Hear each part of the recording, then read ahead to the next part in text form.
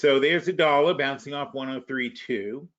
But you know, when the dollar goes down, the market goes up. This is a pretty easy relationship. So there's the bounce that we're having today is really more dollar driven. Now, it's interesting because you could say, well, Powell kind of sort of said that he thinks they're done raising rates, and he thinks they're going to start cutting rates in the second half of the year. So that's what the market wants to hear. Although what they wanted to hear last month was that they were cutting rates in March, but they've given up on March now, and now they're happy to hear that rates are getting cut at all. But still, Powell is saying every time he says it, I was very carefully re-listening to what he said. You know, I rewind CNBC on my TV. I was listening carefully to what he said. Every time he says it, he goes, if the data is consistent, they've got to see a continued reduction in interest before they're actually going to lower rates. Otherwise, they're doing it too soon, and they can risk reigniting inflation and starting the whole cycle over again. On the other hand, because with AI these days, you can have as many hands as you want, apparently. You've got, you know, one of the things that drove inflation were supply chain issues. It's got to be about a third of what was driving inflation at least. So interestingly, obviously, one thing driving inflation was low interest rates. So low interest rates obviously causing inflation because people are borrowing money. It doesn't cost anything to borrow money. So therefore, you borrow money for stuff you can't really afford, and you create a demand imbalance. All of a sudden, everybody wants a new car, right? And there aren't that many new cars. They're only going to build 16 million cars a year.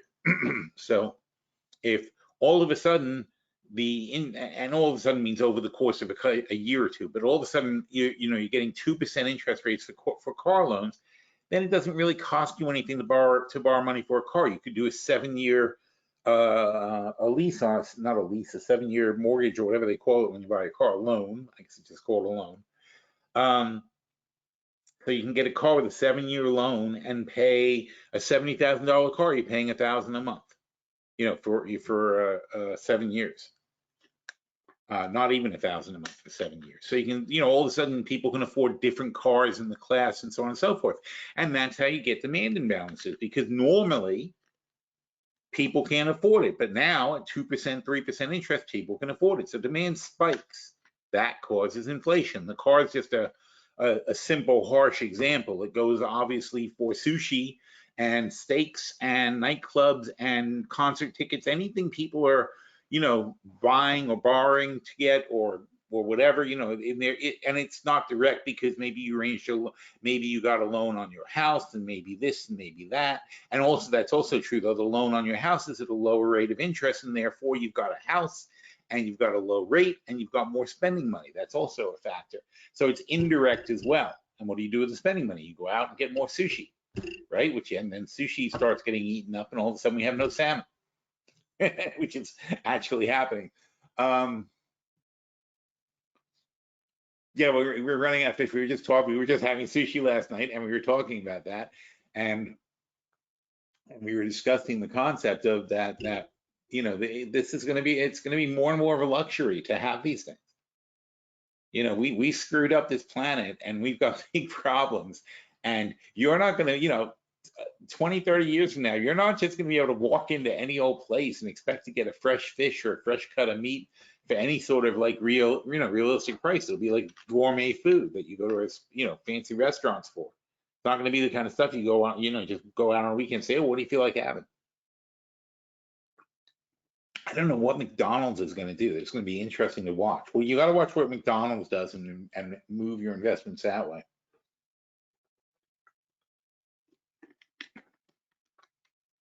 But I predict a lot of tofu farming, which is soybeans, I think, as far as I understand, it's being the soybeans.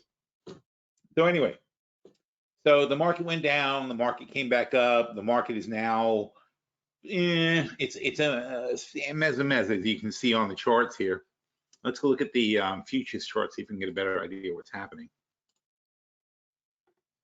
Not you, even though you're a great chart.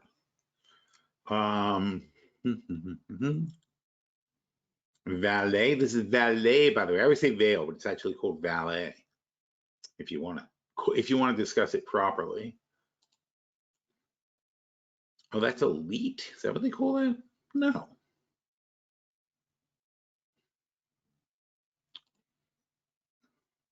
I don't know where those charts come from. But anyway, indexes, that's what we were talking about. So we look at the hourly indexes, that'll show us what happened. So, all right, basic 5% rule stuff. Let's talk about that. The Dow doesn't count, so we're not even gonna look at the Dow. The S&P though, it falls from where? I call that 5150. I'm not gonna give him 5160. I'm gonna call it 5150 is where we fell from. So 5150 minus, and where do we stop falling? 5170. So not 5070, minus 5070, 80 points. All right. So it's very simple. You just go 20% of 80 is 16 points. Those are going to be your bounce lines. So from 5070, it's going to be 5070 plus 16 is a weak bounce, and 16 more is a strong bounce. So 5102 is your strong bounce. So we've gone over 5102, but you got to remember that the currency gave you a half a point. So out of your 08 gain, half of it, more than half of it, 50 out of 80 is whatever number, is a big number. Sound like Trump. Whatever number. It's whatever number. It's a big number. It's a huge number. It's a friend of mine. He said to me, it's like, he forgets he's talking about a number. He's like, and he said to me, Mr. Trump, let me tell you how great you are. So 51 out of 80 said to me, 50 out of 80 said. So anyway, so that's a strong bounce, 5102. But now I'm not going to call this a strong bounce because it's given a half a point boost. We're really up 0.3%. So instead of being up 40 points, we're up like 30 points. So you got to take 10 off there. We're right. So what we are is we're right about at the strong bounce line and hitting resistance. This is the problem with all TAs because they don't take into account the currency fluctuations that you're measuring it in. It's like looking at a thermometer and reporting the temperature today in Fahrenheit and tomorrow in centigrade, and then making a chart and not noting that you've changed your measurement. It doesn't make any sense. You're getting the chart is bullshit because you've changed your measuring system. That's what we're doing when we ignore the fact that the dollar changed. So, but in any case, it's 5102, and above 5102 is 5118. All right, so those are the numbers, and then you're into the retraces because the retraces would come back, and it's just the same thing. It's the same 18. So you're going to take 5150 minus 18, which is 5132. So 5132 would be a strong retrace. So that's where we're being rejected out of the strong retrace zone. But again, we're giving the benefit of the doubt to the dollar. The NASDAQ, well, now the NASDAQ, you can visually see that the NASDAQ is doing less than the Dow, and the Russell is doing less than the S&P. And the Dow is doing less than the S&P also. So all of these indexes are basically hitting resistance at the strong bounce line. The S&P is the only one that would be considered over the strong bounce line, but it's not really because it's being assisted by the dollar. Okay? If the strong bounce line was a high jump, right? The S&P is being held up 3 feet by the dollar, and then it's making the 2-foot jump over the rest of the bar. That's, that's right. We're going to do Olympic references from now through the summer. It's all Olympic athlete references. That's not really a bounce. So far, this is not impressive, and we haven't made much progress. But a strong bounce 1 day later is actually fine if we hold it. If we do hold a strong bounce, that's good. If you get rejected with strong bounce and fail a weak bounce, that's a bad indication. Well, those are the basics of 5% rules when you're watching the bounces. The Nikkei doesn't care. It hasn't pulled back at all. And that's against stronger yen, so good for them. Europe also back to record highs. Record highs were here, and so this is a record high. Germany's a bit behind the rest of Europe. And if we move to daily, you can see everybody's in really, really good shape. So it's really nothing to worry about at the moment. Nobody should be complaining about this. It has been some freaking 6-month period, right? And look historically, look at the Nikkei coming up. Boom. That's pretty amazing. Well, not as amazing as the Nasdaq, which is booming like 70%. You know, that's pretty damn impressive.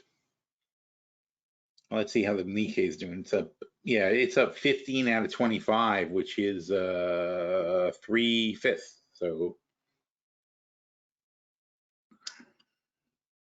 60%, right? So that's 60%, and that is 11 to 18 is not quite 70. It's like 60-something%.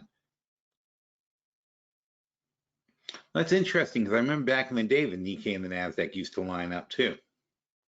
But look at this. I mean, these are months, but look at I mean, it got bigger. This month huge. This month even bigger. This month off to a huge start. Will it ever end? So this month is up 690 points, 1.7% already. That's pretty crazy.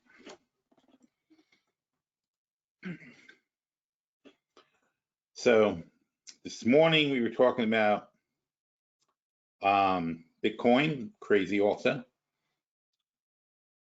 Went from $69,000 to 40-something, back to $47,000, back to $60,000, back to $53,000, back to 58, and now it's back to 60-something this morning.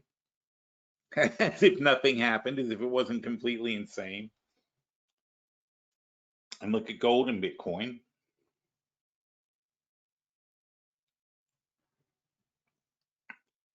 And this is the point I was trying to make. You got, I mean, this is a long-term chart. This is the asset class return. So every year, if you had invested in different things, this is what you'd be getting, right? So it doesn't really do a good job of highlighting negative returns. But there aren't that many. You don't get a lot of years where there's a lot of negative returns. 2018 was a bad year. 2022 was a bad year. In fact, almost everybody was negative in 2022. But that, of course, led us into a very positive 2023. You know, having the bad year and then coming back to normal makes everything look great the next year. But look how often REITs are in good shape. And that's why I like buying REITs when they're way down, because they do tend to outperform the rest of the market. You know, in 2009, REITs were down here. Oh, I'm sorry, that was even that was recovery, because REITs have been terrible a couple of years before that. But and here during COVID, they started getting slaughtered, and they're just coming out of that now. But you know, steady, you know, I like steady, solid performance. I'd rather have something that just doesn't go down than things that go up. And actually, if you want to look at that, look at corporate paper. Corporate paper is pretty damn steady. It's always in this kind of range, and it ends up being the middle performer for the group. International stocks, oddly, don't generally, you know, minus 13, but other than this year here, well, minus 14, sorry, minus 14, minus 13, not terrible years. The REITs, we had a couple of bad years. Minus 25 is hurtful, right? Small cap stocks, what's the worst year for small caps? Minus 4, minus 4. That's it. So small caps are nice, right? And that's this goes back to that whole thing that Buffett's rule number 1 is don't lose money. If you don't lose money, you're going to do great. You'll have up years and down years, but you know what? Not losing money makes your whole thing look fantastic. Oh, look at cash. Cash is real. Cash never loses money, but it never goes anywhere either, because we're just, and this is the point I was making, we are eroding cash and debasing it. So every time we print more money, we're making cash less and less and less attractive. And that's what, and we can't help it now. We're in a cycle where we're constantly going 10% of our GDP into debt every single year, which means we're effectively, the money isn't magical. You know, that means we're printing 10% of our GDP every year, you know, about $2 trillion, 1 point, whatever the hell, trillion dollars. We're printing that every single year and adding it to the money supply, which means the money that's out there becomes worth less, because it's just, there's more money chasing the same amount of goods. And that's another thing about debt financing. We're only using this money to pay off interest, right? So we're creating money out of nothing and getting nothing for it. No goods and services are created. It's just paying off money that was already loaned for projects that were already done, or money that was already spent on disposable stuff like $1 million missiles. Like every time they fire a Trident missile, it costs $1 million. Not to mention the $1 billion boat that takes it there. It's a whole nother thing. You know, war is expensive, and we're having one now. You know, even if we're proxy fighting them, but we have 2 wars going on right now. So, you know, when you're spending this deficit money, and especially when you're spending it on things that don't create anything. So paying off student loans doesn't create anything. Fighting a war in the Ukraine doesn't create anything. You know, paying off interest on debt doesn't create anything. It just puts money into circulation. And that money is then out there attempting to purchase the same goods and services that have always been produced, because it wasn't a natural growth of the money supply. It's an unnatural growth of the money supply. We're just sloshing. It's like overfilling the pool. We're just sloshing in more money, but the pool's the same size, so the money's going to just flow out of the pool. And the thing is, where does the money go? Well, it goes to larger corporate profits. The banks that are taking in all this interest money are making more and more money, right? Incredible bank profits, regular corporate profits as well. It's making rich people richer. The people who own the instruments that are charging the interest are getting richer and richer, and the government is printing money and handing it to them. This is what Bernie Sanders is pissed off about, printing money and handing it to them. He made the point yesterday that he didn't articulate it well. This is what gets me about all these guys, though. They don't know how to really explain things. He said something about the fact that Jeff Bezos, Bill Gates, and the handbag guy, whatever his name is, LVMH, that guy, Arnard something, I think. So those 3 guys all have $200 billion. The two, you know, Jeff Bezos just went a little bit ahead in the race, but they all have each of them have $200 billion. The bottom 60% of the people in this country total have $200 billion, have $600 billion. So they got, you know, so whatever that works out to. The bottom 60% of this country is $600 billion in assets. So it's a very simple concept that if you simply took away the money from those 3 guys, and I know that sounds, you know, communist or whatever, but just as a very simple example, if you took the money from them and left them with $5 billion each and said, sorry, boys, $5 billion is enough money to have. The government's cutting you off at $5 billion. We took all the rest of the money, $600 billion, and we gave it to the bottom 60%. Again, this is total communism.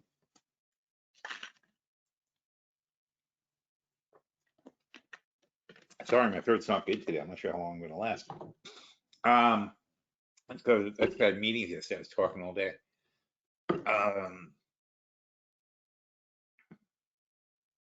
So if you just do that one time, you double the wealth of the bottom 60%. You bring almost everybody in this country out of poverty, in the bottom 20%, all out of poverty. You take the lower middle class and push them into the middle class. That's the difference in wealth distribution in this country. That's how grossly unbalanced it is. That's what Bernie Sanders was talking about. It's so ridiculous. And you say, well, Bill Gates deserves it, and Bezos deserves it. They built these things and they make a lot of money and whatever. But do you really deserve $200 billion when you can't possibly spend it?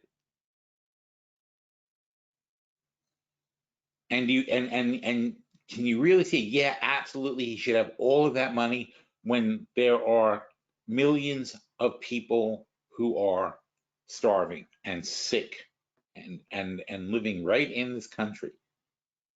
And I know what the answer is. It's like, oh, but they're immigrants, we hate them. It's like, it's only an excuse to not take care of people. It's an excuse not to care.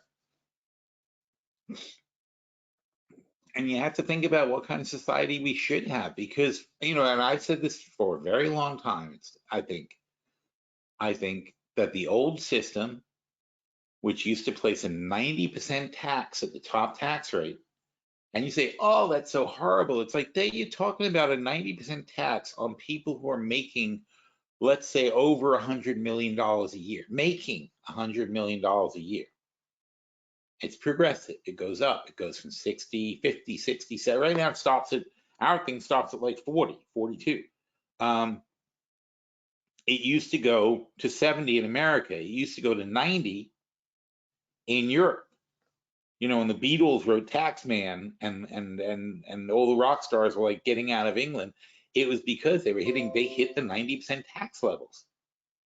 90% of their income went to taxes. But again, it's not 90% of their income. It's the same 40% everybody else pays until you hit a certain level. At 10 million, let's say, you hit a certain level and it becomes 50%. Then at 20 million or 30 million, it goes to 60%.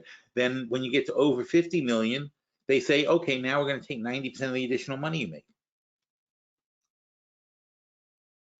And then Ayn Rand writes Atlas Shrugged, right?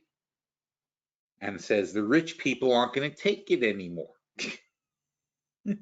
We're not going to pay your ridiculous taxes. And anyone can sympathize with that. It's like, I don't like paying taxes. It sucks. But you've got to understand, and again, the government does a terrible job, maybe on purpose, maybe it's just been set up that way. But the government does a terrible job of explaining to you what's going on with your tax dollars. Why are you being taxed? What is this money for? And what are you getting out of it? But there's also a level at which you've got to say enough is enough. And, and again, in Atlas Shrugged, the rich people go on strike and stop producing wealth, and that's their society collapses because they were being unfairly, the rich people were being unfairly treated. So instead, what the rich people have done is they've taken over the government and passed all sorts of laws and lowered the tax rate until this government is going broke due to a low collection of taxes.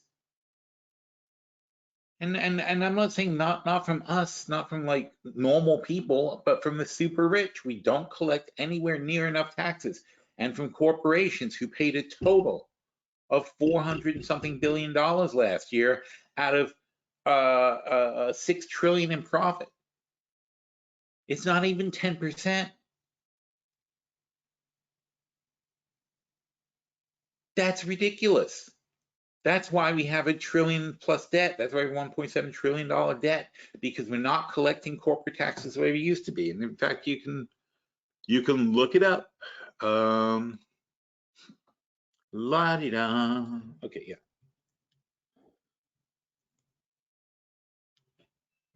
Corporate taxes history.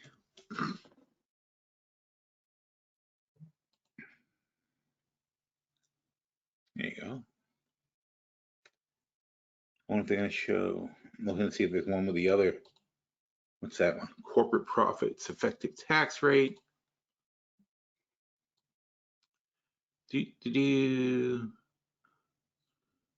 That's the rich. All right, well, let's look at this one then. See what that goes to. There you go.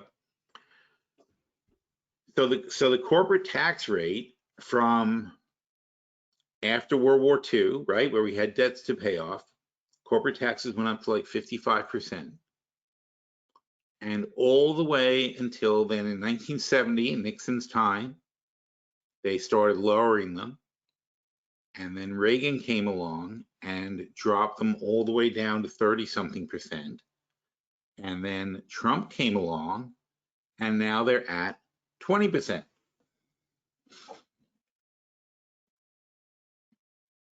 Isn't that amazing? But in reality, it's not 20% because they get write-offs and deductions and this and that, and they can play with their books and they can move things around and so on and so forth.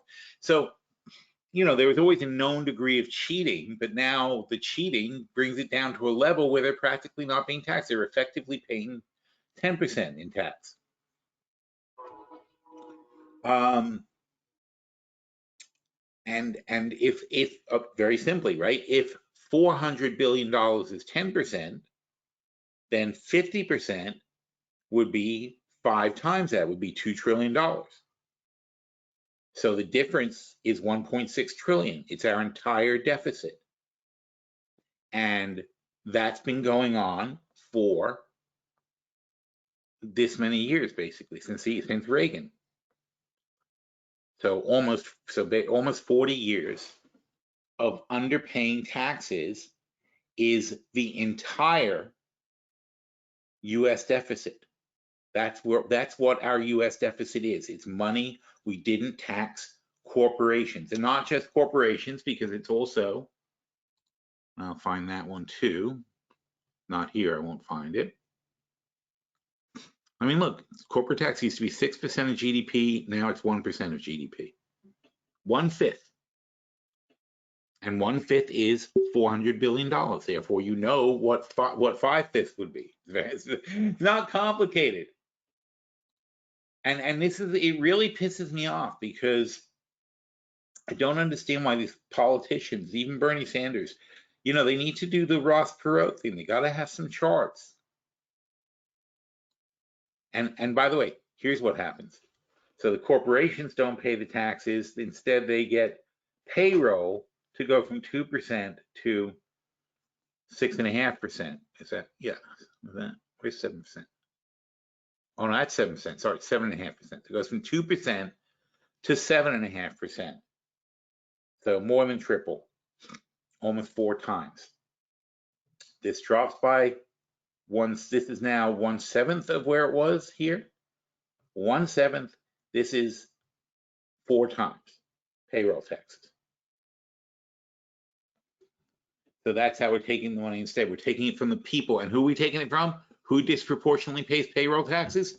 The poor. Well, they say the poor, but technically the poor, because anybody who doesn't make $100,000 is poor.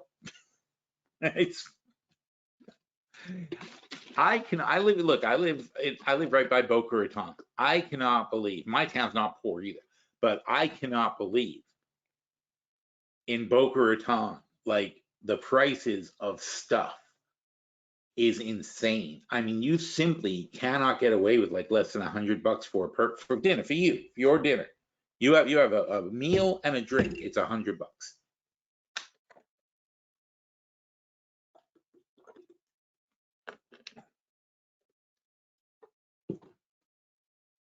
I mean, how do people live on less than $100,000? I can't even imagine. So what was I looking for? Oh, I thought I saw something about corporate tax, GDP taxes on wages, corporate profits, corporate taxes. What was the one I was looking at? Oh, marginal tax rates. That's right. So here are income taxes. This is what I'm talking about. 90% in 1950, 1960, 1964. 90%, in America too. I was thinking it was only in Europe, but it's actually here. Then we went to 70%, and then Reagan. So, what put Reagan in power? What put Nixon and Reagan in power? Rich people funding campaigns to get people who would drop taxes. They don't want to pay that anymore. But again, you're collecting so much less money from these people who have $200 billion. I mean, look, income tax, right? If Jeff Bezos and Elon Musk have $400 billion between them, and they would have paid 70% before Reagan, and now they're paying 40%, but I guarantee you they don't pay anything like 40%. But if they would have paid 40%, then that's 30% left on the table. So 30% of their $400 billion is $120 billion that didn't get collected from two people. And obviously they most of their money came in dividends, and they got all sorts of breaks and so on and so forth. So they actually paid way less than that. So is it good for society? What good does it do you? What good does it do society for Jeff Bezos or Elon Musk to have $400 billion? How does that help anybody in our society?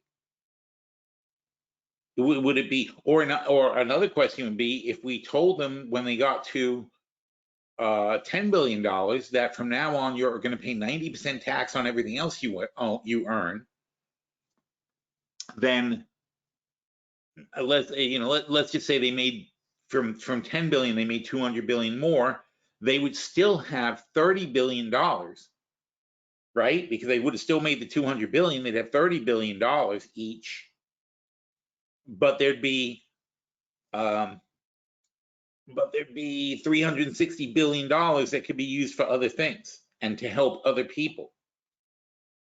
That's a lot of money. Doesn't seem like it these days, but it actually is still a lot of money.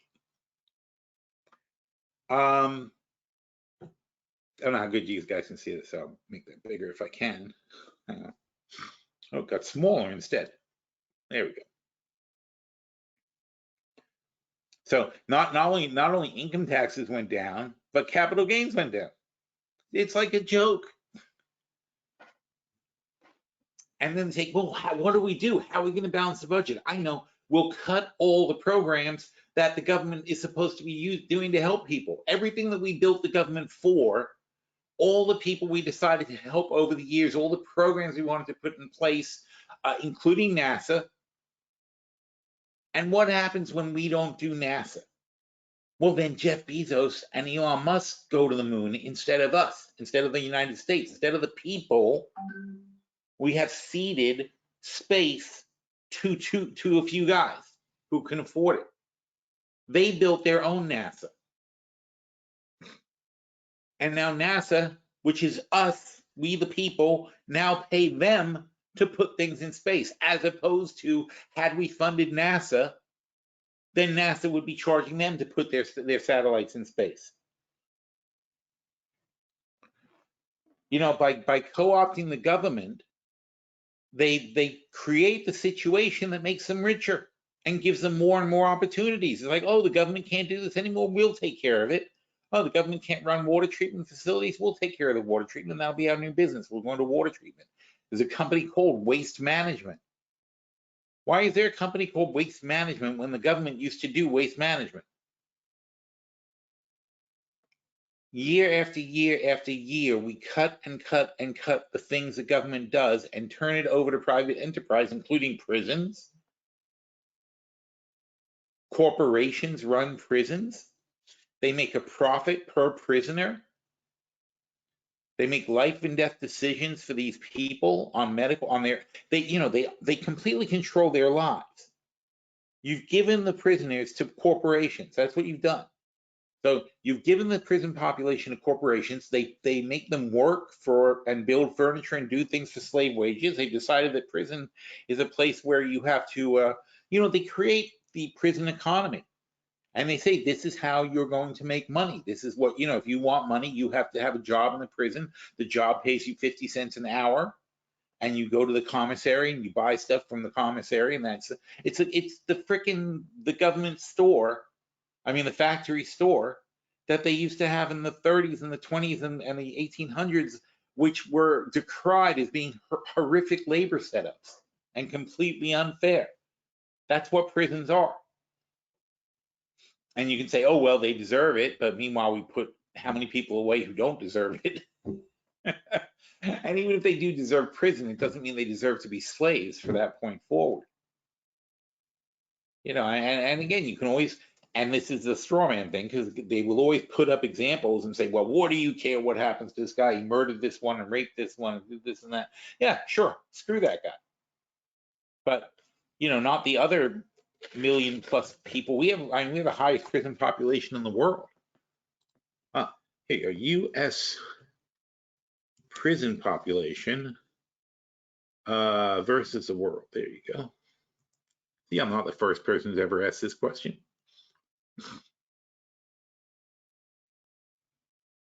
So images. 1 of 5 prisoners in the world, 20% of the prisoners in the world are Americans. That's what that's telling you. Incarceration rates. Oh, that's an interesting chart. Look at this freaking thing. Incarceration rates per 100,000. America, 664 per 100,000. The next one is England. Also, they're our godparents or our parents, whatever we call them, but that's where we came from. And they're 129. Portugal is up there. Iceland, nobody goes to prison in Iceland. Nobody goes to prison in Norway. Netherlands. Oh, because you know why? Because in the Netherlands, drugs are not illegal in the Netherlands. Denmark, Luxembourg, but the worst country besides us, 129. We're 664.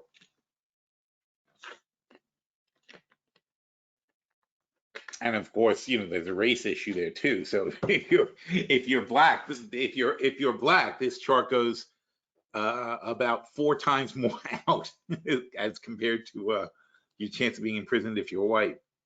It's really sick. We only have 4% of the world's population, but we had 20% of the prisoners of the entire planet. Well, what's that saying? How many people are locked up in the U.S.?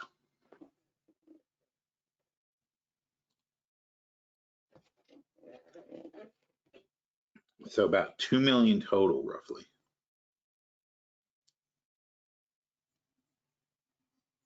Immigration detention, 33,000. It's a business. It's very much privatized. Oh, here you go, violent. Oh, that's a good thing to do. So not convicted, 451,000 people. Wow, that's crazy. Drugs, 103. Public order, that'd be those January 6 guys, right? 76,000 of them. Public order also in state prisons, 150,000. Drugs, 212. Property, I guess that's theft. So thieves, 261. Violent, 700,000 people. Oh, they even break it down by that. Wow, this is very specific. Murder, 169. Only 169 murder. Rape, 169. It's a perfect match for all of these people. Robbery, assault. So that's robbery. What is this? Burglary. Not, I don't know what the difference. I guess robbery is when you take it from a person, and burglary is when you just steal something. Car theft, fraud.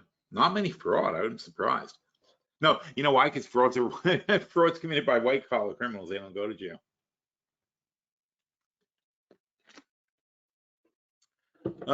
Crazy. Anyway, so back to this asset class. So we're talking about asset class returns.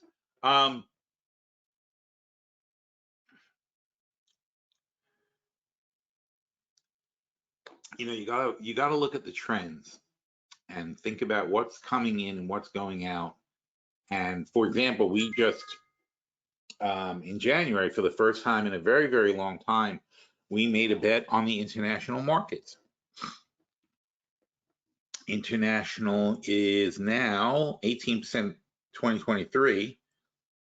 It was minus 14% in 2022. It was 11% in 2021. So China was dragging everything down. And it's been a while since we got back into China, but we picked up Alibaba and we picked up JD because it's just crazy how low they got. JD is logistics and Alibaba is like Amazon, basically. And they got so low, and it looks like China's trying to do what they can to stimulate the economy and build things back up. Whether it's going to be effective or not, we don't know, but at least, it's a good place to call a bottom if we're going to take a shot. And it's all about diversification. You want to try to have something in every category. You don't want all your eggs in one basket. Not bonds, of course. Bonds are, oh yes, if you want a guaranteed loser, bonds are guaranteed loser. You're not even keeping up with inflation by buying bonds. And we're, look at this, 46% cash. Obviously, cash doesn't make any money.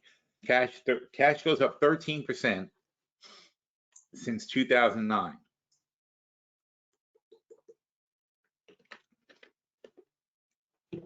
But bonds, 46%. That's terrible, though. That's just not making enough money. That's compounded returns, 46%. So it's not even worth considering. Emerging markets, that's why I don't play emerging markets. It's like a Fed. Although Valley is, technically an emerging market, but emerging markets are a Fed. International, some valid things there. If you go to the bigger countries, play China, for example. And then corporate bonds, that's a different ball game, which again, it's difficult to play though. High yield bonds even better, but those are technically junk bonds. So we haven't had any major defaults, and that's great. So that gives you a lot of return on return. But meanwhile, why do I want to play any of these things when I could play REITs, which own property, which property is generally a good investment for go back 1,000 years, and property's been a pretty good investment. And small caps, of course, and large caps. And what gives you the best return? Large caps, the things that people avoid, the things that people always say, I don't want to play that, it's boring. I don't want to play IBM. I don't want to play Microsoft. I don't want to play Apple. I want to play this hot new stock. Look, I found a small cap. It's going to make money. Oh, I found this other real estate. It's going to make money. Why? These are the numbers. Warren Buffett has a 50-year portfolio that can show you the same results. These are the numbers. Large cap companies make money. They make money by making a good, steady 15, 20% a year. And they grow and grow and grow. And if there's inflation, as we've seen, who gets back on top of things? All the large cap companies. They pass the cost along to their customers. They figure out how they put the squeeze on their suppliers. They get their house in order very quickly because they've got the power. Bet on the king to be the king. Bet on the king's son to be the next king, and you'll do pretty well. When you start betting on the Duke and the Bishop and the this guy and the that guy and all these other things in Game of Thrones, it turns out none of those people ever win. All right, it's still the freaking Lannisters. It's just so you don't, it sounds great to bet on all these little things and say sometimes this does really good and sometimes that does really good, but I'd rather have the thing that gives you, here's large caps, 26, 15, 2, 16, 32, 13, 1.4, 12, 21, -4, 31, 18, 28, -18. That's terrible. That was COVID though. That was an incredibly unforeseen thing, right? Then back to 26 and total 610. Even with the -18 late in the game, he still managed to pull out 610% total gains. You got to think of your portfolio in this way, in this very long-term, very large-scale sort of thing, and think about like how you want to be positioned. And frankly, they should. I mean, crypto needs to be added into this thing to start thinking about what crypto is going to be like, also. Now I'll talk about that for a second. So, oh, it's almost time for the Beige book.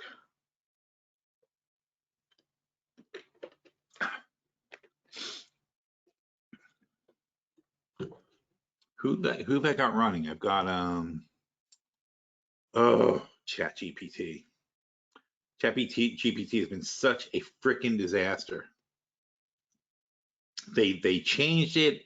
It doesn't do stuff anymore. It keeps saying it has guidelines that prevent it from doing almost anything you ask it to do. It's just crazy. And as of March 19th, look, GPT will soon replace plugins. That's a disaster. These plugins allow it to browse the web and do stuff like that.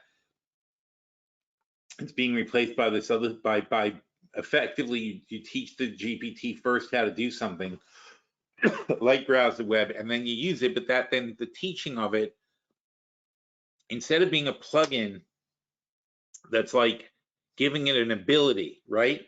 You're teaching it how to do something, and that means though it has to take up processing power to learn how to do something every single time you run it. That's a terrible idea. I don't know who came up with this. It's so downhill. I can't even begin to tell you. I'm so sad. I'm trying to build this more in 2.0, but it's really slow going, and he's got many problems. Where was I? Okay, so we're going to ask him about the Beige book and hope for the best. Otherwise, I guess I can run Claude. I don't have him running though. Wow, I'm gonna have to because my voice is really going. It's a shame. What else? Yeah, back to this. Oh, and speaking of China, so we like JD, and I think they're still going up. Yeah, 24.90. A little trouble. Get a little trouble getting over 25, but that's what we expected. Because they're a logistics company, and COVID is over, and it's coming back. I mean, it's not a complicated concept, really. Let's see.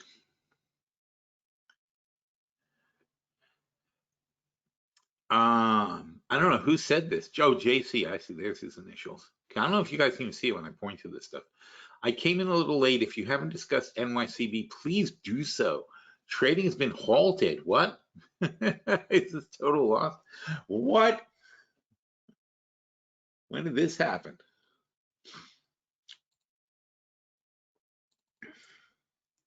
NYCB. Usually it's an announcement. Oh no. I did not know that happened today. It's going to be a total loss if it keeps going. Oh, shit.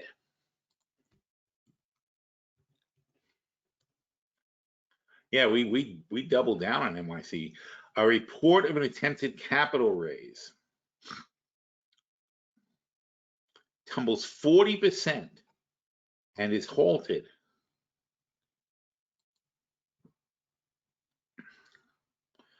A cash infusion would be developments. We talked about this yesterday. I didn't think it was going to be a big deal. I'm like, yeah, of course, got to raise some cash. Wow, that's that. You know, even if nothing is wrong, this kind of thing can kill them, can change that. So nothing was wrong, but now all the people who have money in this bank are going to be freaking out. Wow, when did this happen? Just after just before the webinar started. No wonder I didn't see it. Wow.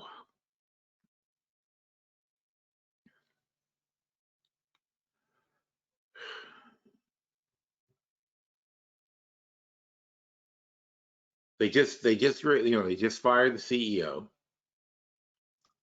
and they identified issues with the capital. They may desperately, it may be worse than we think. They may desperately need money, and they don't have enough to meet the requirements, and that can get them shut down.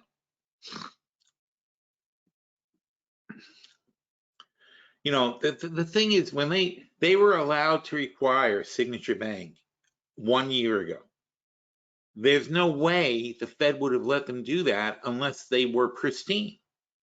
So what's happening now doesn't make sense. The only thing I can think of, logically, it means the Signature Bank, the stuff that they acquired, the assets that they acquired from Signature Bank were much worse than everybody thought, and that they're trying to deal with all the bullshit from Signature Bank.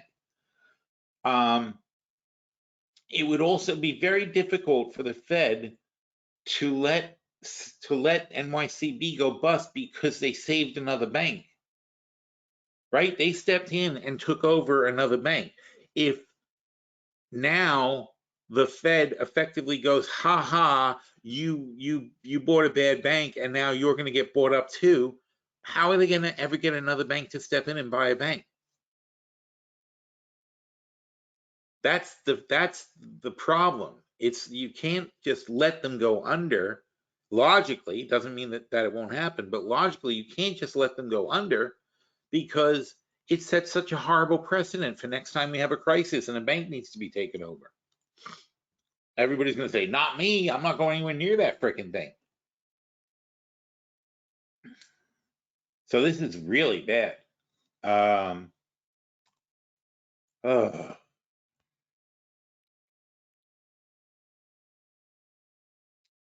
This is really, really bad.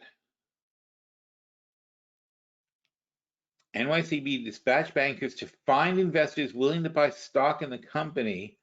Oh, no, yeah, so they're going to dilute, even in the best case scenario, they're going to dilute.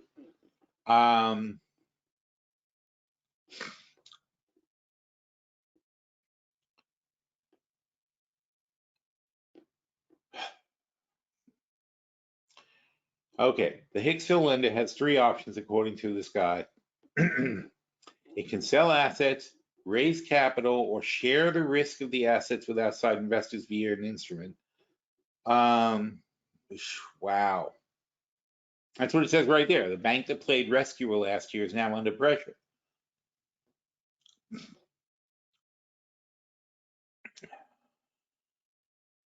They acquire Signature's debt. And when they and see nothing. When they acquired Signature's debt, everything was going pretty much okay. They reported a Q4 net loss and slashes the dividend, citing regulatory requirements, right? Then they update their financials.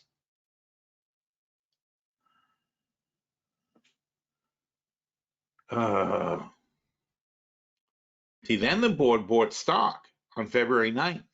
That's only weeks ago. Weakness of internal controls and a Q4 loss of ballooned to $2.7 billion. The dilemma, I guess the loss caused them to have a hole, and now they got to raise the $2.7 billion to fill the hole.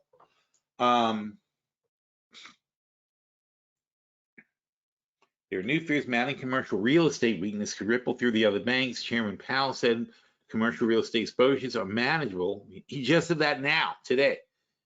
But there will be losses among some lenders. Gee, I wonder if that's what he was talking about, though. The Fed told lawmakers during a hearing in touch with the banks to make sure they have liquidity and confident we're doing the right things. It's a manageable problem. If that changes, I will say so. NYCB played the role of rescue of last year's crisis. Purchased 100 billion in assets that pushed it above a regulation that brought heightened scrutiny from regulators. NYCB said those tighter requirements are what led to the decision to slash its dividend and set aside more funds, more for future losses. It set aside 552, but then it reported a loss of 2.7 billion. But the loss was goodwill. It wasn't a cash loss. Investors expect the company to raise common equity before selling any assets. The panic at the Silicon Valley Bank started last March. If you sell assets, you're taking losses, so you're better off to have capital in place before you sell assets. That's true. All right. So where are we at with these guys? What's their freaking market cap now? This is the problem. We're giving away the store. Yeah, the market cap is $2 billion. So basically, if they raise $2 billion, they're going to dilute everybody by 50%. And that's why the stock is now down 50%. Although it was $4 billion before, you know, it's not going to, if they raise the money and it's all set and they announce something, then they could go back up pretty quickly. But even so, we're going to be diluted by about a third from where we were. So we're going to be diluted by a third from $4, which is back to 250. And then it's going to take quite a long time to work our way out of it.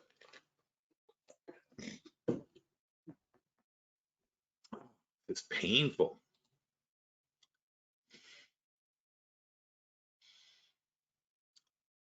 Still, you have to, I mean, look, they took a goodwill hit. It's not a cash hit. Didn't cost them any money. But they still need to raise the capital to cover the change in value. But still, you're going to be talking about at 2 billion, 3 billion, 4 billion, whatever it is, they're still making $400 million a year. It doesn't change how much money they're going to make. They get back to making a billion, you know, well, they're not going to get back to a billion.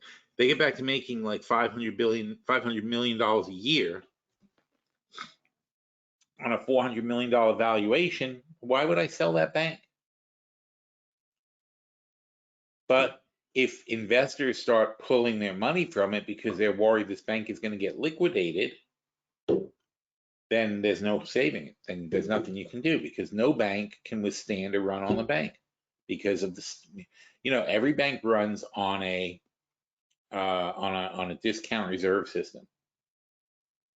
And it means that you only have to hold 10% of your money in reserve of your assets and the rest get lent out. So at any given time, a bank is only going to have 10% of the deposits actually available for withdrawal. The rest of the money is tied up in loans. They lend it to, and I mean, this is all something we saw in It's a Wonderful Life. Jimmy Stewart explained this. They lent it to the guy who bought a McDonald's. They lent it to the people who bought houses. They lent it to the school to build a new wing. It's all tied up in assets. It can't be recalled. So the 90% of the bank's money, not the bank's money, it's the people's money. That's the problem. You lend the bank money. The bank pays you interest. The bank is allowed to lend out 90% of what you've given them. They're only supposed to keep 10% of all the deposits in cash at the bank. The rest of the money goes out and they get to do whatever they want with it out in the world. And what does the bank do? They lend money. And they lend it and they're getting 7% on a mortgage, right? And they're paying you 3% because you deposited money in their bank, and the spread is what they make. Very simple. Sometimes the mortgages go bad. They have to buy mortgage insurance. There's costs and expenses there. So it's a very thin margin, but it's a very large amount of money.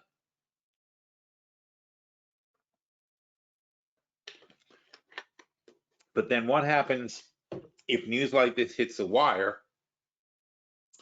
and 10% of the depositors want to withdraw their money.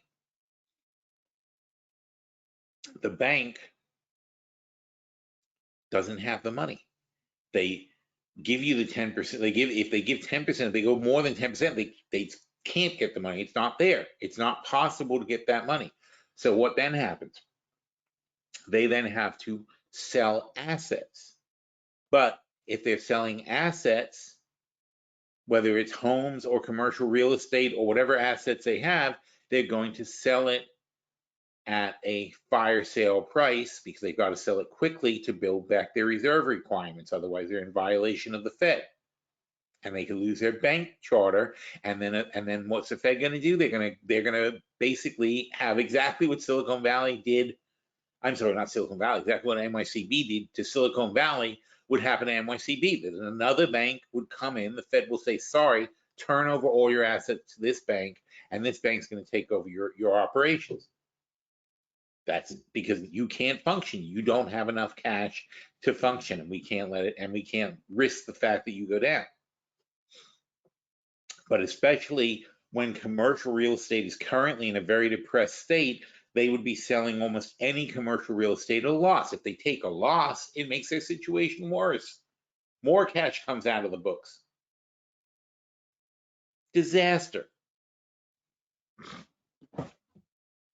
So I am very sorry that we thought that NYCB was going to make it through this, but they could easily be dead at this point because this is just ridiculous.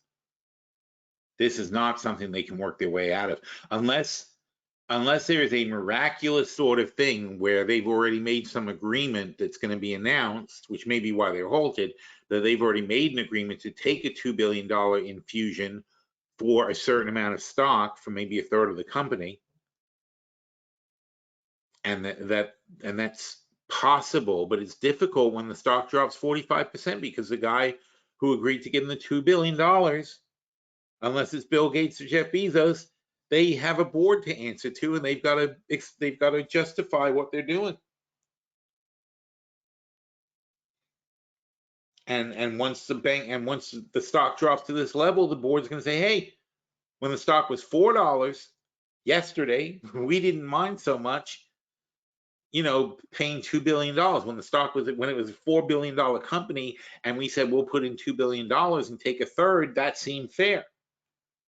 But now it's a $2 billion company, and you want us to put in $2 billion. We want at least half. We want the proper amount of money, the proper amount of shares for the money we're putting in." That's the problem. So yeah, this could be a total disaster.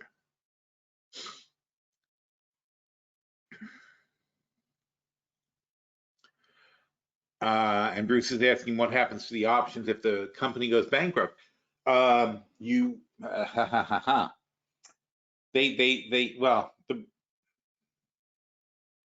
no set thing. It's that if they get absorbed into another company, the options could just all cancel out, which would be a break for us because our biggest losses are on the short puts. But long calls would be worthless, but the short puts would be worthless too, because there's no stock to be assigned. But they could also liquidate it and call in all the markers. So it's really ugly. This is it's like having stock. If you had the stock, you'd be wiped out. If you have the option, you're gonna have to pay the money that you would have been wiped out if you had the stock anyway. So yeah, the only thing we can hope for is that they've already got a buyer lined up who's going to, not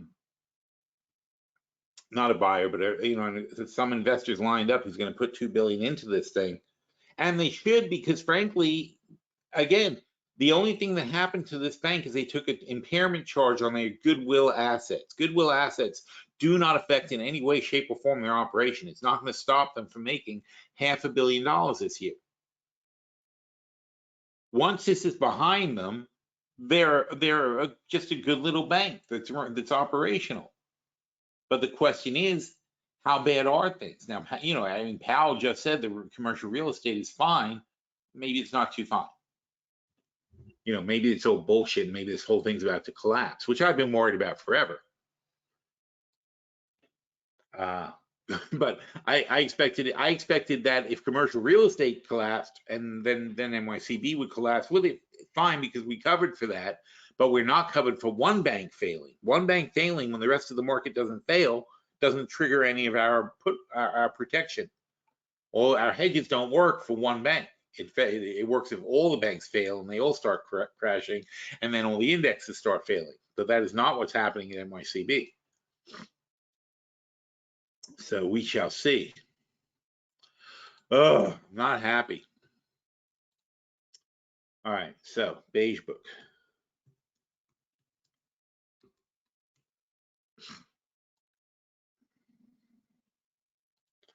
Is that this one? Last update, March 6th. Wait. March 6th, HTML, right? Okay. So let's see what it says, because it's not that long. The main part is not that long. What? What?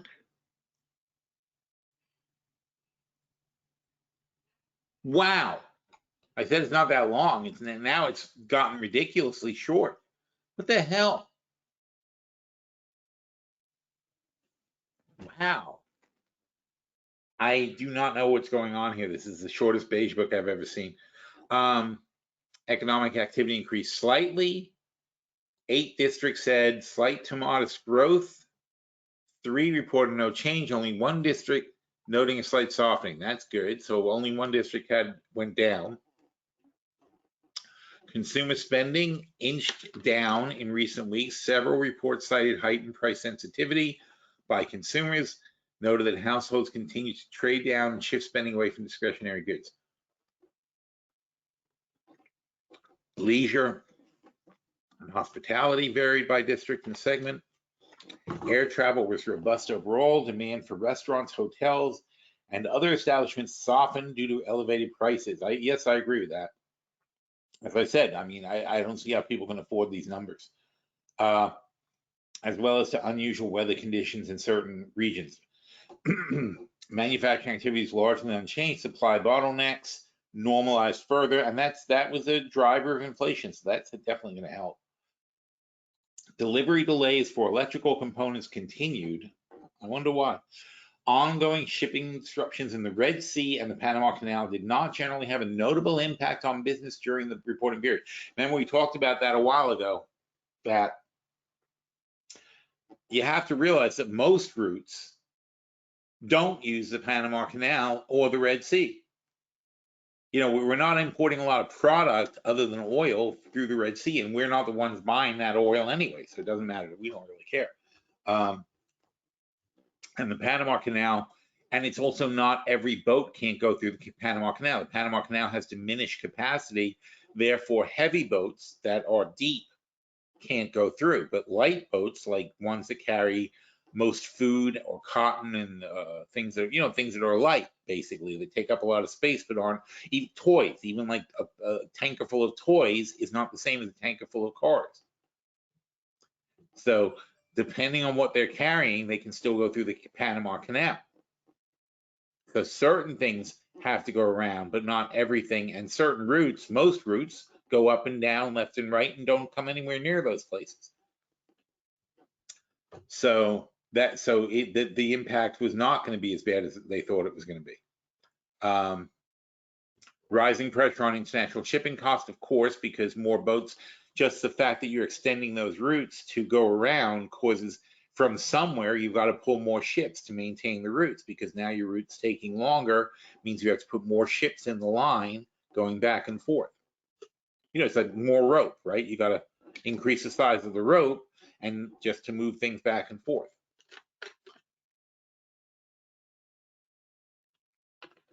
Several reports highlighted pickup in demand for residential real estate in recent weeks. With a moderation of rates, of course, that's why, but noted that limited inventories hindered actual home sales. Commercial, and the limited inventories are caused by the fact that the person who's got a 3% mortgage and you're going to buy his home, even if he makes money on the home, he's got to go find a home for a 7% mortgage. And that trade-off just ruins the whole concept of moving for people. Not to mention the price of movers. Commercial real estate activity was weak, particularly for office, although there were reports of robust demand for new data centers, of course, industrial and manufacturing spaces, and large infrastructure projects, because stimulus, that's why. Loan demand was stable to down. Credit quality was generally healthy, despite reports of rising delinquencies. And actually today there was a report saying that for the first time, I think ever, the average credit score for American people has gone down. The outlook for future economic growth remained positive, with contacts noting expectations for stronger demand and less restrictive financial conditions. Labor markets. Employment rose at a slight pace in most districts. Overall labor market tightness eased further. Nearly all districts highlighting some improvement in labor availability and employee retention. That's good. Business generally found it easier to fill open positions and find qualified applicants, although the difficulties persisted, attracting workers for highly skilled positions, including healthcare professionals, engineers, skilled trade specialists, and welders and mechanics. Wages grew further across districts, although several reports indicated a slower pace of increase. Employee expectations for pay adjustments were more in line with historical averages. Prices. Price pressures persisted during the reporting period, but several districts reported some degree of moderation. Inflation contacts highlighted increases in freight costs in several insurance categories, including, yes, insurance is becoming expensive, including employer-sponsored health insurance. Nevertheless, businesses found it harder to pass through higher costs to the customers, who became increasingly sensitive to price changes. The cost of many manufacturing and construction inputs, such as steel, cement, reportedly fell in recent weeks. Okay, it's not terrible. Not a terrible report. Things are slowing down a little bit, and prices are coming a little back in line. It's about what Powell is saying. It's not very different than what Powell is talking about. All right, and if we look at a couple of districts, Boston economic activity slow pace, employment modest, output prices increase, wage growth steady, residential realtors expect optimism, listings and pending home sales increase, uncertainty persisted concerning the fate of maturing office property loans, but the outlook for the sector did not worsen. New York, regional economic activity flattened after sustained weakness. Market conditions remain solid. Yeah, because New York was awful. Grew steady. Wage growth picked up to a moderate pace. Labor demand and labor supply continued to come into balance. Consumer spending declined modestly. Pace of selling increased but modest. Okay, so it's an unexciting beige book, but that's fine. Unexciting is not a bad thing right now. So we'll see. NYCB still halted. Wow. I wonder if Bing knows what's going on. Let's see if Bing knows. We don't want Bing, we want Copilot. NYCB shares were halted today, March 6, 2024.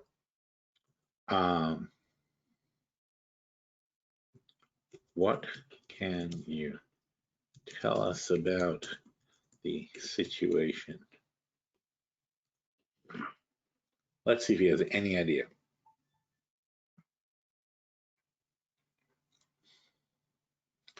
The bank share experienced a massive plunge, 42%, reaching all-time lows. When he said dramatic declines resulted in the bank losing 80% of its value so far this year. The halt was implemented pending further news from the bank. According to a report from the Wall Street Journal, they are considering raising cash through sale of stock. While such moves can strengthen the bank balance sheet, they can also send signals that may unsettle investors and customers. It's important to note, last year the banking industry witnessed how quickly a bank run can occur in this era, where customers can spread concerns rapidly through chat rooms and withdraw funds via mobile banking apps without visiting the physical branch. Oh, that's true too. Wow, didn't think about that. NYCB's acquisition of much of Signature Bank's assets and the increase in size led to heightened scrutiny, which has been one of the bank's challenges. They faced issues related to internal loan reviews and management changes. While some financial analysts believe troubles appear relatively unique to the bank, downplay the contagion. The weakness in commercial real estate remains a challenge for all banks, especially changes in work patterns following the pandemic left many officials. In summary, NYCB, halt, and subsequent plunge, significant events of war. Oh, wow. So what are the best case, worst case, and most likely scenarios for NYCB going forward? That was, by the way, that was an excellent answer. That's, as far as I can tell, is pretty inaccurate. Best case scenario. In the best case scenario, NYCB successfully raises capital through the sale of stock, bolstering its position. The bank's management implements effective strategies to address the loans. The commercial real estate portfolio stabilizes. The bank benefits from economic recovery. The real estate data rebounds, leading to reduced vacancies in office buildings. Regulatory scrutiny eases. They demonstrate by maintaining customer trust and stability. The bank stock gradually recovers and it regains its value. Overall, NYCB emerges stronger with a restored reputation and financial health. That's the best case. Worst case faces prolonged challenges. The bank stock continues to plummet. Investor panic intensifies. A run on the bank occurs, fueled by customer concerns and social media chatter. Withdrawals escalate, putting strain on NYCB's liquidity. Regulatory authorities intervene, potentially leading to a forced merger or acquisition. NYCB's reputation suffers irreparably, and it struggles to survive. The real estate market remains weak, exacerbating NYCB's woes. The bank stock price reaches rock bottom. It faces bankruptcy or dissolution. Most likely is somewhere in between the best and worst. They face headwinds, but take proactive steps to stabilize. The bank stock experiences volatility with occasional rebounds. They manage to raise capital, albeit at a cost. Regulatory scrutiny persists. The NYCB manages with transparency and compliance. The real estate market gradually improves, impacting the portfolio. Their fate hangs on the ability to restore investor confidence, adapt to change. Okay.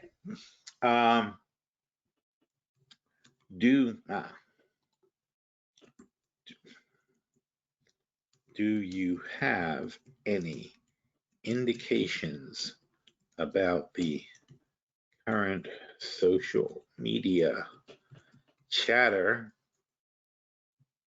regarding NYCB and whether the depositors seem to be panicking?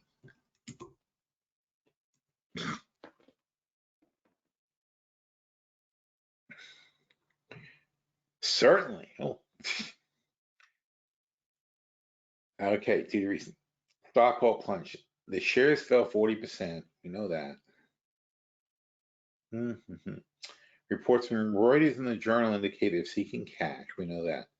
Bank's management has not yet responded. Well, because they're halted. They're going to announce something. The bank raised its allowance. Moody's called them junk. The bank disclosed material weaknesses in their control. Similarities to past bank. Questions surrounding NYCB are reminiscent of those that swirled around the original banks like Silicon Valley.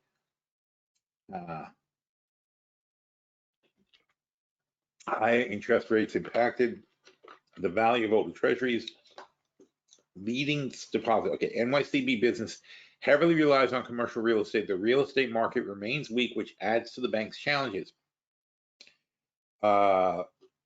The U.S. economy's surprising strength and persistent inflation have implications for interest rates affecting both the bank and commercial real estate. In summary, the situation is tense, and while some depositors may be concerned, it's essential to closely monitor. That's actually not helpful. It didn't really tell us anything but the same information in a different way. Wow. Well,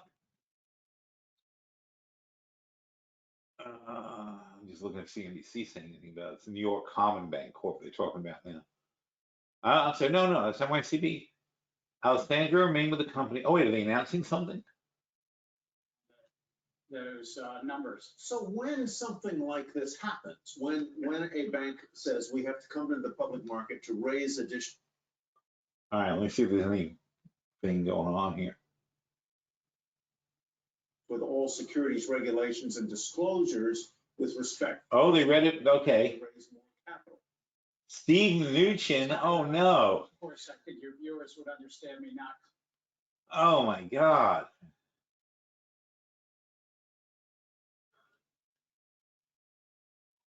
All right, so breaking news, they have raised $1 billion.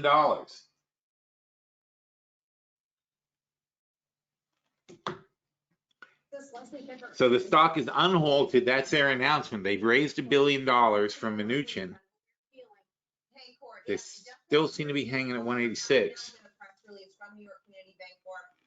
Saying that they have raised $1 billion from strategic. Is that enough? They list Liberty Strategic Capital. That's the firm managed by the former Treasury Secretary Stephen Mnuchin. Oh no, still halted. Beige Capital, Reference Capital Partners, Citadel Securities, and other institutional investors that are making that $1 billion. So a bunch of people led by Mnuchin threw money at it. $450 million, Hudson Bay $250, and Reverence will invest $200 million as part of the transaction. They're also announcing a new CEO here. They are saying that Joseph Otting, the former comptroller, another CEO, will be the CEO of this firm. And Sandro Danello, who was just named CEO recently, within the last week or so, he will be named non-executive chairman. And as also part of this transaction, we've got some details about the exact price per share of $2 per share. Okay, they bought in $2 a share. Two investors, common stock at a price of $2 per share. And there's a little bit of complexity involving that. They say that this deal is supposed to close on or around March 11th. March 11th. Certain closing conditions. I don't know if you guys can hear this. Receipt of any regulatory approvals required in connection with the rules of Otting and Danello, although he does have that experience with the OCC.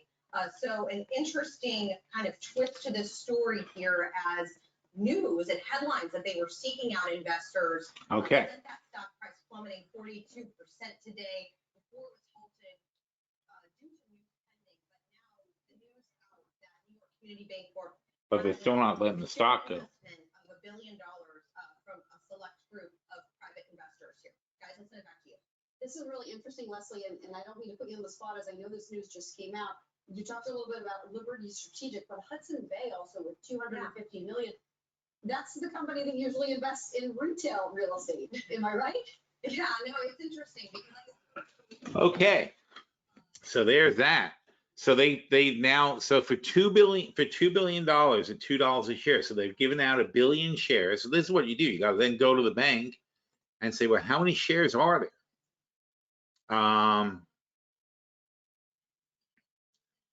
Chart, news, discussion, revenue, position, shares. Ugh. This thing doesn't seem to have a very good way to find it. Oh, there you go. Shares and issues. Ooh. So there were only 722 million shares.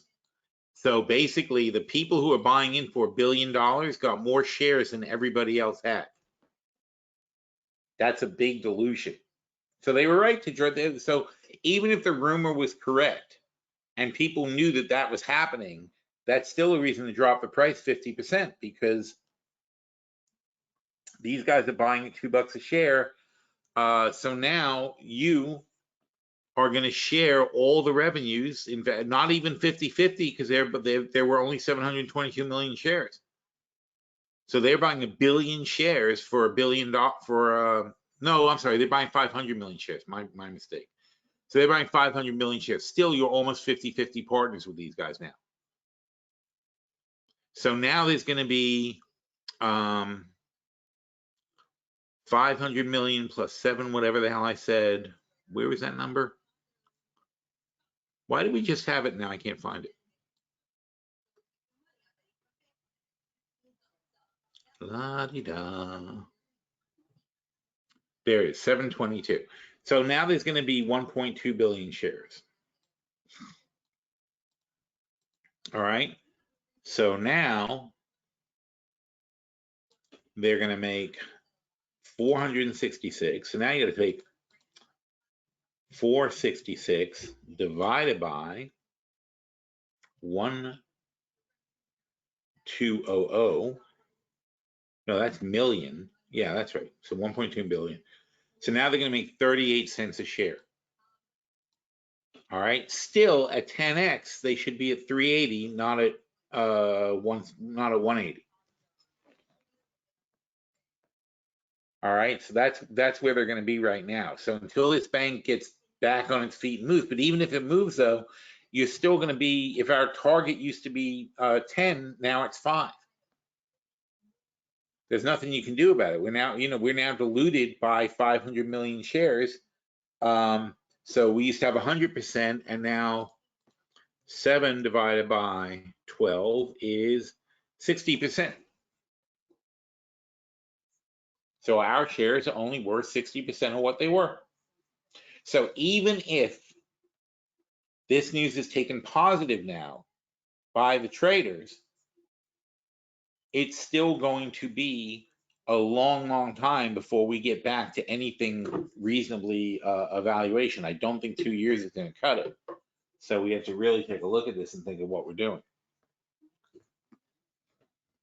Because that's a massive dilution. And the question is still, so I'm sorry. So the question is still going to be, how do the depositors feel about what's happened? Is $1 billion enough? That's going to be the whole question that's going to go on for the depositors. Is $1 billion enough to put these guys in good shape? Now, I'm sure they think it would be, otherwise they wouldn't have taken it. And they halted for an announcement, but apparently it obviously slipped out before they halted it because the thing was plunging.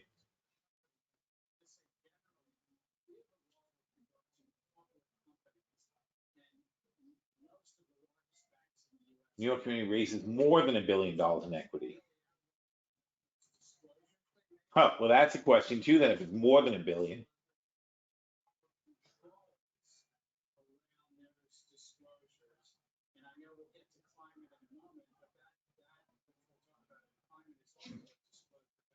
All right. Let's see if our friend Copilot has figured this out now. Apparently, it was just announced that NYCB is raising over $1 billion.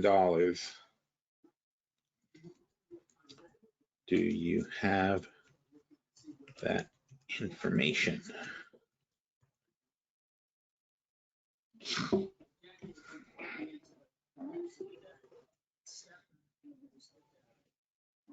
No, it says actively seeking, so it doesn't know yet.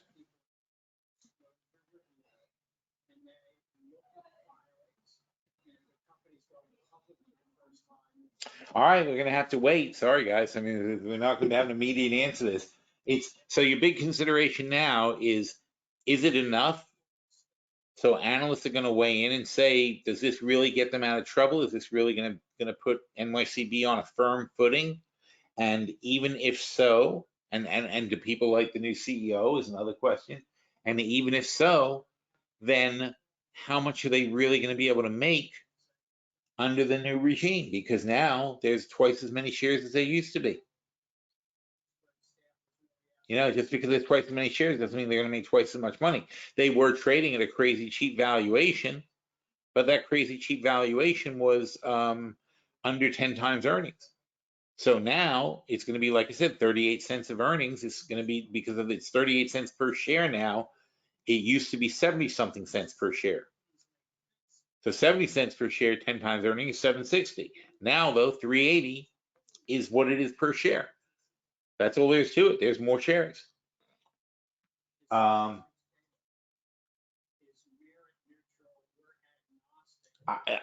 frankly, compared to it going to zero, I'm happy about this. If we stabilize back at 380, at least we'll be back to where we were pretty much. And then hopefully over the next year or so, we can get a little bit of growth out of the thing. But this is obviously not an optimal. Well, it's better than the worst case scenario, but it's not much better than the worst case scenario. That's a heavy dilution we're taking a hit on right now. All right, so we'll see what happens. But holy cow, there's a lot of stuff that's going to go. Anyway, sorry guys, I have to apologize. My voice is shot because yesterday I was like talking all day too. So let's give it we'll call it a rest. We'll see briefly what the things are doing. Yeah, struggling along, up 57, up 22, up 112, up 16. But like I said, these are really basically strong bounces.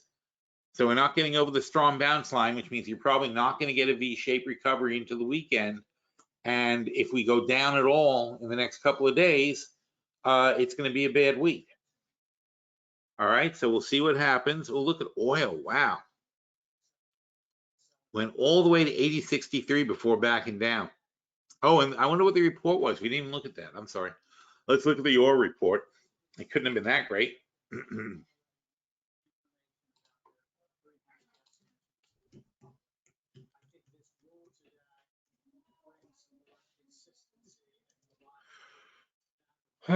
Weekly petroleum status report.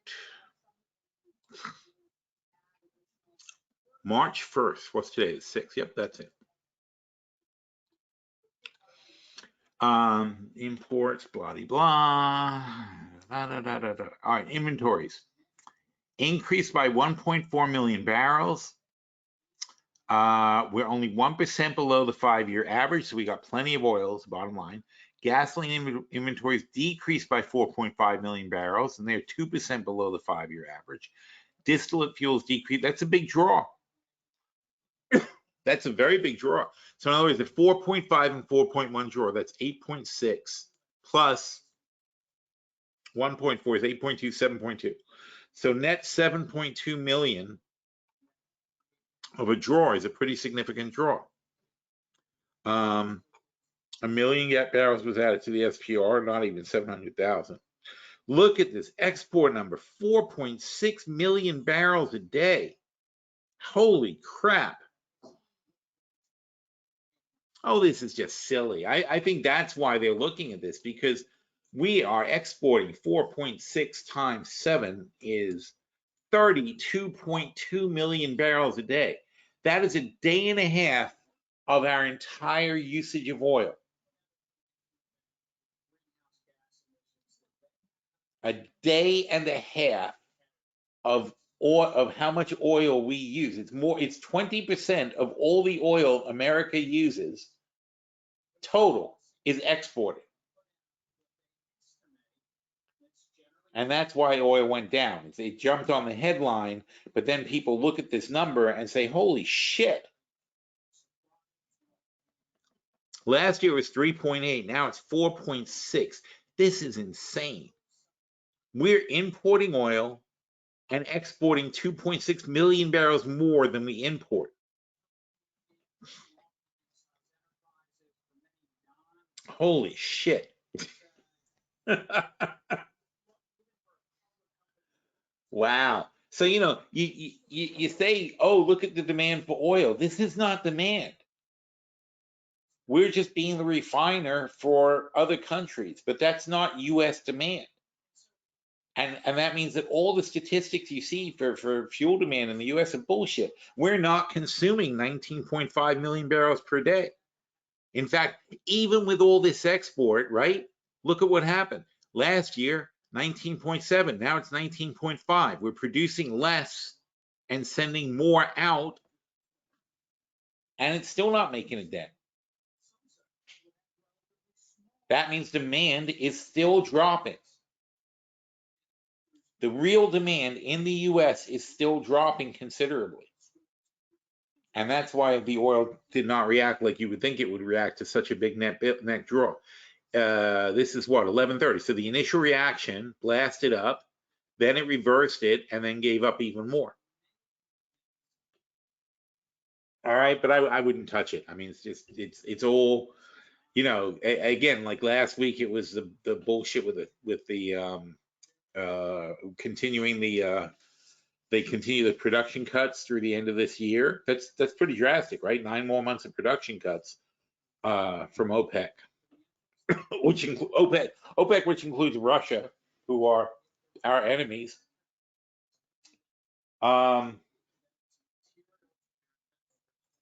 So they've announced that was last week that they announced that, and now we've got a nice draw. But that's, again, like I said, it's all about the exports. But the reality is there's not a huge demand. It's not a demand story at all. It's an America turning into an exporter of refined petroleum products story. And of course, you never hear any of this shit in the news because, you know, why would they tell you? All right. Well, all right. Now I'm done. Now my voice is completely gone. So thanks everybody for coming. I will drink some tea and honey, and we'll do it again next week. All right. Thanks, folks.